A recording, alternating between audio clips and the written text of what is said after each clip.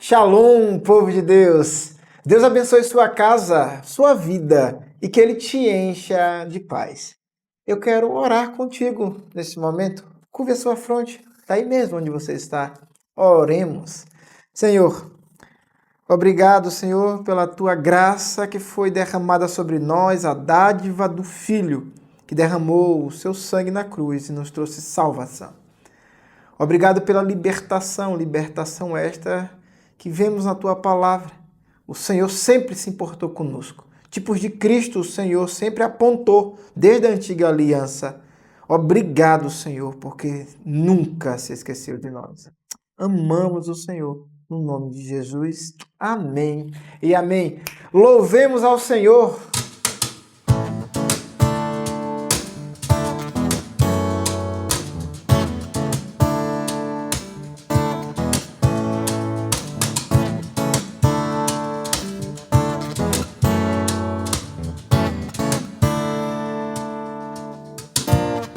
Sobre toda a terra tu és o rei, sobre as montanhas e o pôr do sol.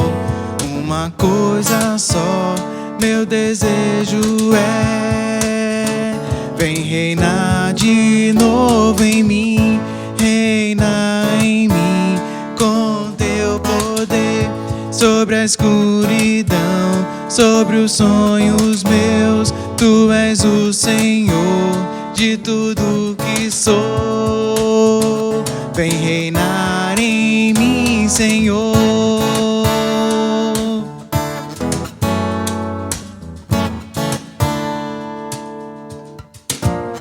Sobre o meu pensar, tudo que eu falar, faz-me refletir a beleza que há em ti. Tu és para mim mais que tudo aqui. Vem reinar de novo em mim, reina em mim com teu poder. Sobre a escuridão, sobre os sonhos meus, tu és o Senhor de tudo que sou. Vem reinar em mim, Senhor, reina em mim com teu poder. Sobre a escuridão, sobre os sonhos meus, tu és o Senhor de tudo que sou. Vem reinar em mim, Senhor. Vem reinar em mim, Senhor. Vem reinar em mim, Senhor.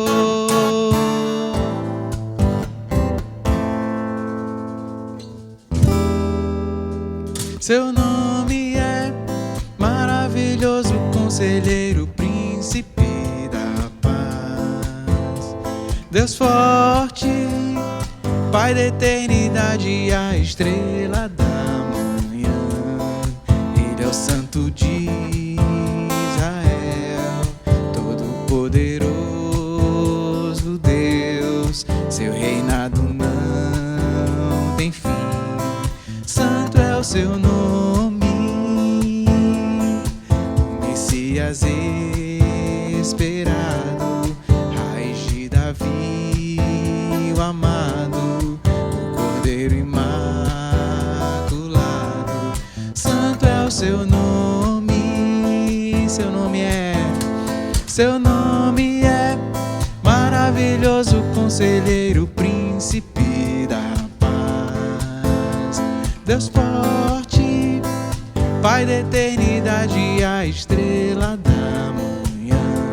Ele é o Santo de Israel, todo-poderoso Deus. Seu reinado não tem fim. Santo é o seu nome, o Messias esperado, raiz de Davi, o amado, o Cordeiro imaculado. Santo é o seu nome, por isso todo louvor a Ele. Todo louvor, honra e poder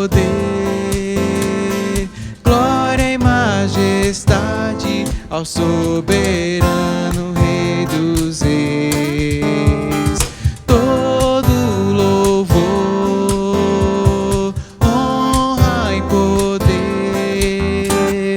glória e majestade ao soberano Rei dos Reis. Ele é o Santo de Israel, Todo-Poderoso Deus. Seu reinado não tem fim, santo é o seu nome. O Messias esperado, raiz de Davi, o amado, o Cordeiro imaculado. Santo é o seu nome. Todo louvor, honra e poder, glória e majestade ao soberano Rei dos Reis. Todo louvor, honra e poder, glória e majestade ao soberano Rei dos Reis. Todo louvor. Que maravilha! Louvado seja Deus! Abramos as nossas Bíblias em Juízes 6. Juízes capítulo 6. Abra comigo. Nós temos 40 versículos dentro desse capítulo, mas a gente vai trabalhar de forma muito didática. Vamos ler os primeiros versos, os primeiros versículos, e nós vamos trabalhar de forma didática todo o restante, tá certo? De forma bem tranquila, bem suave. Não leva muito tempo, coisa simples, tá certo? Vamos lá? Gideão é o texto aqui, na verdade, é o contexto a ser trabalhado, a vida de Gideão. Então, Juízes capítulo 6, versículos 1 até o versículo 10, até esse momento. O povo de Israel pecou contra Deus. E eu quero avisar você que estou lendo na Nova Tradução Linguagem de hoje, de uma forma muito mais abrangente. O povo de Israel pecou contra Deus.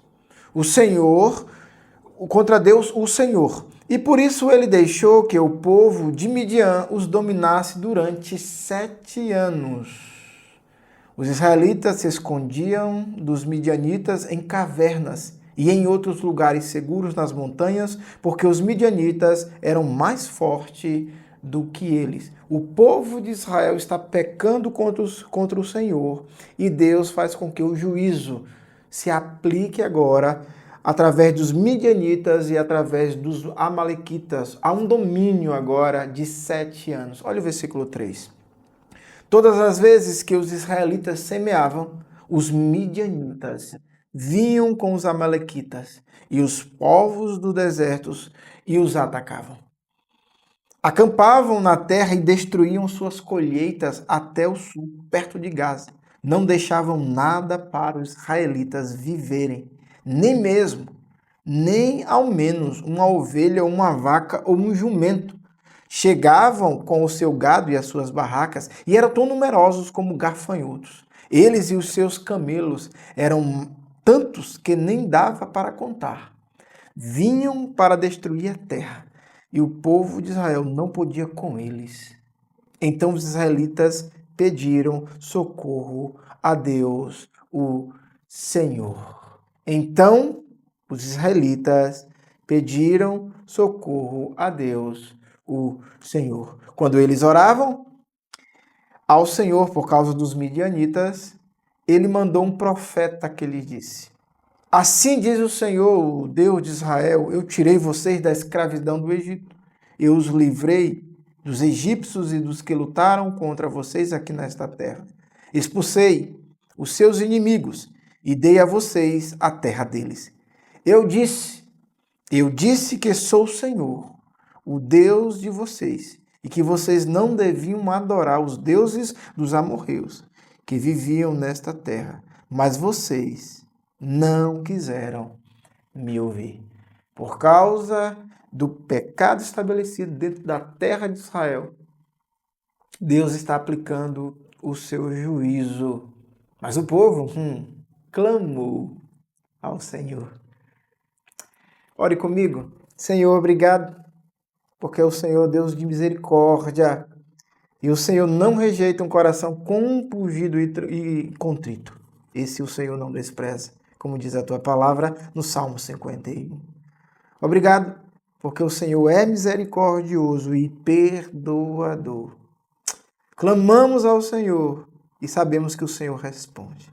Fala conosco, no nome de Jesus. Amém e amém. Amados, nós estamos diante de uma temática extraordinária, onde Deus usa a fraqueza humana. Deus usa a fraqueza humana para mostrar a sua força e poder. Deus usa a minha e a sua fraqueza, a fraqueza humana, e demonstra e mostra a sua força e mostra o seu poder. Sabe o que é curioso aqui nesse texto? Dentro do contexto geral, eu aponto logo para você o versículo 15. Dá uma olhada comigo o versículo 15.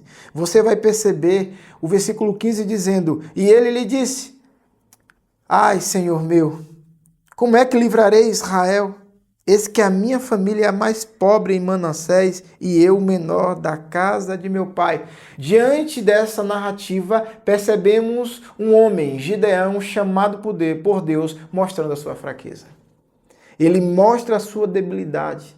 Ele mostra a sua fraqueza. Mesmo diante do chamamento de Deus, Deus usa da fraqueza humana para demonstrar sua força e o seu poder. E diante disso, amados, Gideão vai aparecer na galeria da fé. Lembra da galeria da fé lá em Hebreus 11, que fala dos heróis da fé? Gideão faz parte dessa galeria, mesmo demonstrando a sua fraqueza, mesmo demonstrando também provas de incredulidade. Você vai perceber esse aspecto de prova de incredulidade. Como é que ele tratou esse aspecto? Por quê? Eu chamo de prova de incredulidade. Segura isso aí e a gente vai desenrolar esse negócio daqui a pouquinho. Eu continuo com você aqui nos nossos primeiros versículos. Israel está pecando contra Deus e há um domínio dos midianitas e dos amalequitas, inimigos de fato, inimigos de perto de Israel. E há um domínio destes para com Israel durante 7 anos por conta do pecado. Israel está com o coração endurecido, na verdade, de pedra, que é o de fato empedernido. Nós estamos diante de um Israel que está pecando contra Deus e Deus aplicando o seu juízo. E Deus levanta inimigos, permite que eles subjuguem Israel durante esses 7 anos. Isso é didático. A carga está tão pesada, o processo está tão pesado que o texto vai mostrar que os israelitas se escondiam a todo tempo. Eles plantavam, mas não colhiam, porque além dos midianitas e amalequitas roubarem a sua carga, roubarem as suas colheitas, eles também destruíam, levavam seus bois, seus gados, levavam as suas ovelhas, levavam. Israel estava sendo subjugada, maltratada por 2 povos, os midianitas, os amalequitas, por conta da desobediência contra Deus. E o processo didático é Deus permitindo que isso aconteça para que os seus corações se voltem, para que seus corações voltem a inclinar. Talvez os seus joelhos estavam dobrados, mas o coração não estava. Talvez os seus joelhos dobravam, mas os seus corações não estavam inclinados. Isso faz diferença. Muitas vezes estamos com joelhos, mas os corações não estão inclinados. Deus quer tanto o seu joelho quanto o seu coração inclinado para Ele. E como é que isso pode acontecer mediante ao processo de vida? Deus faz isso acontecer principalmente por meio do sofrimento. Israel está passando por um sofrimento, isso é didática de Deus. Israel agora inclina o coração. E como é que eu sei que Israel inclinou o coração para Deus? Quando eu vejo a narrativa no versículo 6, quando o final do versículo 6 diz: Então os israelitas pediram socorro a Deus, o Senhor. Agora os seus corações também estão inclinados, não só os seus joelhos. Israel plantava, não colhia. Israel criava seu gado, ele cultivava e não tinha colheita. Por quê? Porque havia invasão e havia uma destruição por conta da rebeldia de Israel. Mas há um pedido de socorro. E Deus, ele ouve o nosso pedido de socorro. Deus se usa da fraqueza do seu povo para demonstrar sua força e o seu poder. E eles oraram ao Senhor. Olha o versículo 7. Quando eles oraram ao Senhor por causa dos midianitas, ele mandou um profeta. E o profeta vai dizer o seguinte: assim diz o Senhor Deus de Israel. Lembrem quem eu sou. Eu tirei vocês da escravidão do Egito, eu livrei vocês dos egípcios. Eu lutei por vocês. Eu expulsei seus inimigos e dei a vocês a terra deles. Eu disse que sou o Senhor, o Deus de vocês. E eu falei para vocês não adorarem outros deuses. E vocês estão na condição que estão por causa da sua rebeldia. Mas ao mesmo tempo o Senhor, ele é gracioso.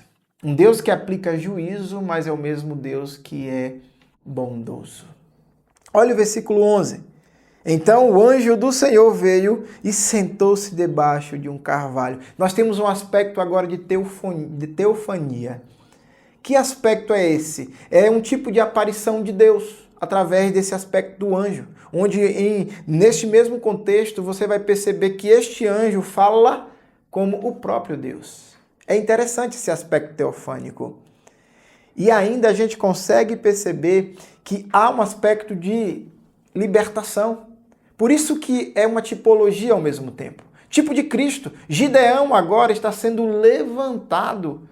Tem um chamamento específico para ser um tipo de Cristo, porque é no aspecto dos juízes, onde o povo sofria, Deus levantava um juiz, mesmo que outrora esse juiz entrava em decadência, Deus levantava um outro juiz, até chegar aquele juiz, Cristo Jesus, que não falha, que não tarda, e que não se corrompe e não se corrompeu.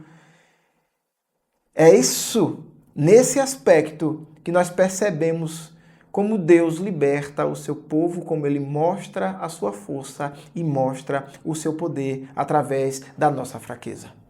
Através da fraqueza da humanidade. Então o anjo aparece e diz assim, olha, Gideão, você é um caba ou corajoso. Em outras palavras. Gideão, você é corajoso. O Senhor está com você. E Gideão mostra a sua fraqueza quando ele diz, será? Se o Senhor Deus está com o nosso povo, por que está acontecendo tudo isso com a gente? Esse é o versículo 13. Será que a gente não se comporta como Gideão? A gente começa a questionar a bondade de Deus, a gente começa a questionar o Deus de toda a terra por conta das coisas externas ou internas que está acontecendo em nós ou conosco. Questionamos a bondade de Deus, questionamos aquele que é todo-poderoso por conta das coisas que estão nos acontecendo. Será que nós não nos comportamos como Gideão? Se o Senhor está conosco ou com o nosso povo, por que está acontecendo tudo isso com a gente? E Deus já havia dito o porquê para o profeta. E o profeta já havia anunciado isso a essa terra, ao povo de Israel. Dá uma olhadinha comigo aí, o versículo 14. Então o Senhor Deus ordenou a Gideão, depois desse questionamento, vá com toda a sua força. Gideão, vai na tua força, livra o povo. E mais uma vez, Gideão mostra a sua fraqueza. Versículo 15. Como posso libertar Israel? Como é que eu estou recebendo um chamamento como esse? A minha família é a mais pobre da tribo de Manassés. E eu sou a pessoa menos importante da minha família. Vocês estão percebendo aqui? Vocês estão percebendo aqui que para Gideão há um aspecto de status, para Gideão há um aspecto financeiro, ao mesmo tempo há uma questão de status, de poder. Percebe? Mas não é sobre isso. Não é sobre isso quando Deus levanta um juiz, quando Deus levanta um libertador, quando Deus quer abençoar o seu povo. Não é sobre isso. É sobre Ele. Perceba que ele está tentando entender, ele está tentando justificar a sua pequenez, a sua fraqueza, a sua debilidade. Mas no aspecto bíblico você percebe que não é sobre isso. Não é sobre a si mesmo. É sobre quem está levantando este libertador. Perceba comigo quando eu vou pedir para você comigo dar um salto, para você conferir comigo sobre esse aspecto de que é o Senhor quem faz. Dá um salto aí no versículo 34. Porque Deus está levantando Gideão, Gideão está questionando, Deus está dizendo, vá na tua força, ele diz, como eu vou na minha força? Deus devolve para ele dizendo, olha, sim, você, eu estou levantando você, e ele não compreende esse aspecto libertador, ele acha que é sobre ele e não é sobre ele, então Deus agora vai mostrar para mim e para você de forma clara no versículo 34, e o Espírito do Senhor dominou Gideão. E o Espírito do Senhor apossou-se de Gideão. Não é sobre si mesmo. Não é sobre o seu nível de contato. Não é sobre o seu status. Não é sobre a sua posição. Não é se você tem mais dignidade ou menos dignidade diante da sociedade. Não é sobre isso. É sobre quem está levantando você. E o recado para você é que Deus está levantando você para mudar a sua vida. Deus está levantando você, tirando você agora desse estado de letargia. Você precisa de mudança. Você precisa de transformação. Você precisa de força, força essa que vem do Espírito. Você não tem como adquirir força em qualquer outro nutriente fora de Deus. Em qualquer outro nicho fora do Criador, fora do Filho. Deus está levantando você, quer levantar você para você mudar de vida. E não é sobre você, é sobre Ele que está chamando você para perto dele. O que fica para mim e para você é que não importa os nossos erros, as nossas debilidades, não importa o nosso passado, o que importa é que o Senhor quer recomeçar. Deus quer recomeçar com Israel aqui. Deus quer recomeçar com o seu povo, mesmo com 7 anos sendo subjugados, tendo um aspecto de sofrimento dentro do seu contexto, dentro da sua terra. E Deus agora está entregando libertação. Deus está entregando o seu cuidado, um presente para o seu povo. Não é sobre você, é sobre Ele. Porque Ele quer fazer você de novo. Deus está fazendo Israel de novo. Eu sou Israel, você é Israel. Somos o povo de Deus quando nos entregamos a Ele, de fato, em espírito e em verdade. E você pode ser Israel de Deus. Você pode voltar também ao primeiro amor se você se afastou e perdeu o sabor de andar com Ele. Perceba comigo que Deus está levantando Gideão e Gideão não está compreendendo que não é sobre ele. Ele diz que é o menor da casa. E então Gideão agora vem com a prova de fé. Perdão, eu quero corrigir de proposital, porque parece prova de fé. Mas é prova de incredulidade.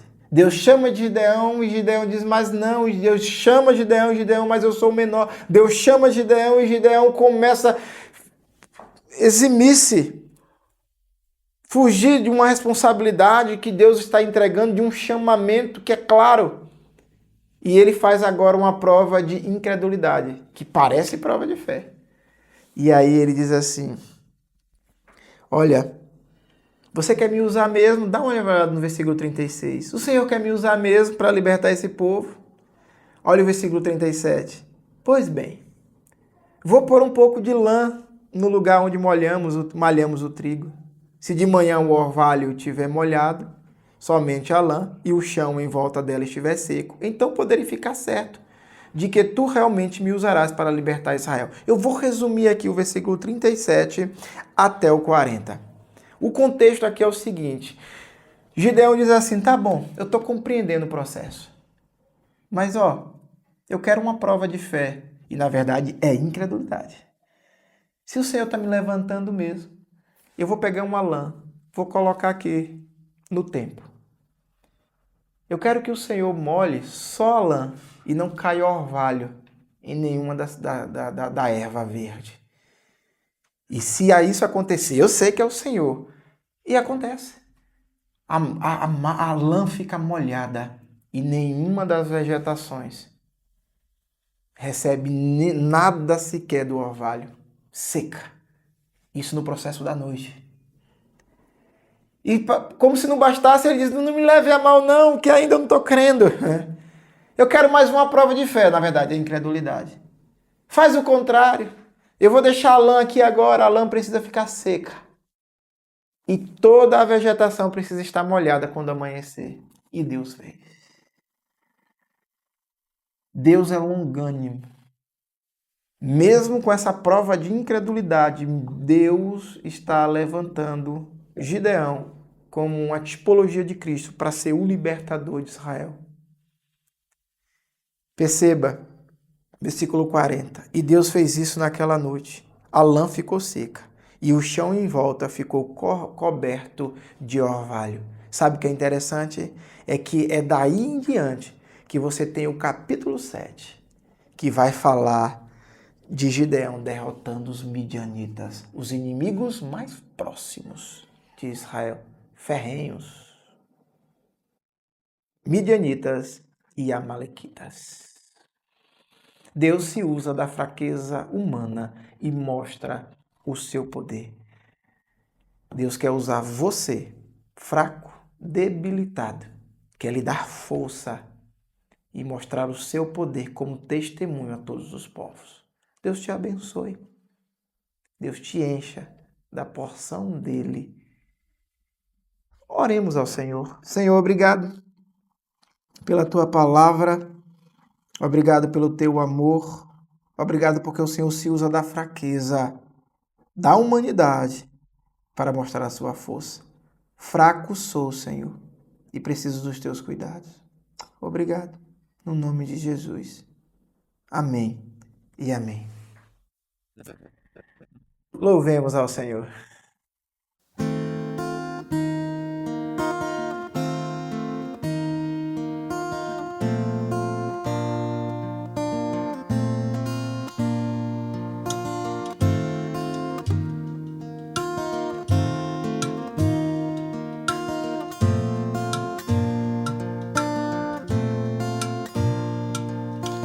Bendirei ao Senhor para sempre.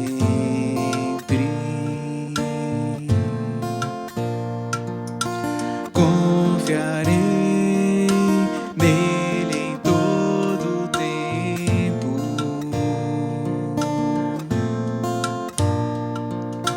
Ele me libertou dos medos e os meus pés sobre a rocha colocou. Eu não temerei, direi do Senhor, escudo é poder, minha porção, libertador, minha rocha, torre forte, socorro bem presente junto a mim.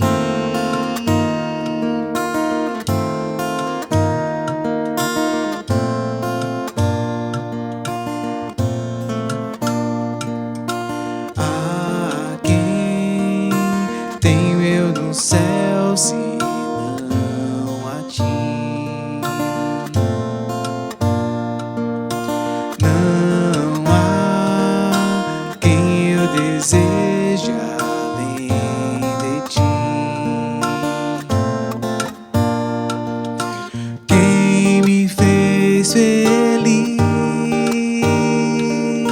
tirei do Senhor, escudo é poder, minha porção, libertador, minha rocha, torre forte, socorro bem presente junto a mim.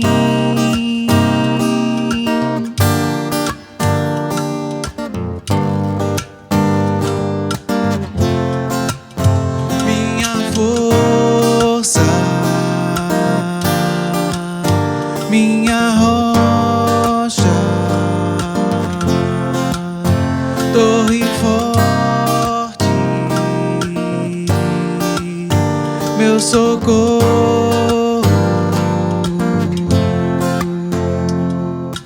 Quem me fez feliz, tirei do Senhor, escudo é poder, minha porção, libertador, minha rocha, torre forte, socorro bem presente, escudo é poder, minha porção, libertador, minha rocha, torre forte, socorro